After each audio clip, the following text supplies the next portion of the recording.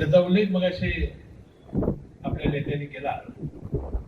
हे वाशिमला सुद्धा मला शक्य नव्हतं, म्हणून मी दादांना सांगितलं की ही जनतेची अपेक्षा, माझा कागल विधानसभा मतदारसंघ कुठं 3 दिवस मुंबईला मंत्रालयीन कामकाजासाठी येणं, पुन्हा मतदारसंघामध्ये जाणं, सिंधुदुर्ग आणि सांगली जिल्ह्याची संपर्क मंत्री म्हणून दिलेली जबाबदारी पार पाडणं आणि त्याशिवाय वाशिमला येणं हे काही मला शक्य नव्हतं. म्हणून मी विनंती केलेली होती आणि दादाने मोठ्या मनाने ती विनंती स्वीकारलेली होती आणि तिथं आता भंडे मामा हे पालकमंत्री आहेत.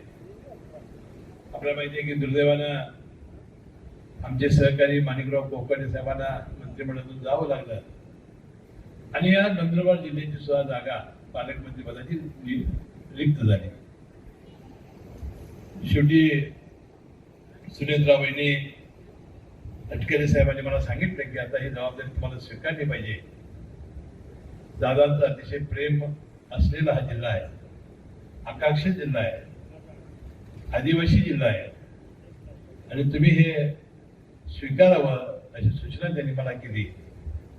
दादा असते तर कदाचित मी सांगितलं असतं, परंतु वहिनींच्या पुढं दादाच्या पश्चात हे सांगणं मला बरं वाटलं नाही. मी जबाबदारी स्वीकारली.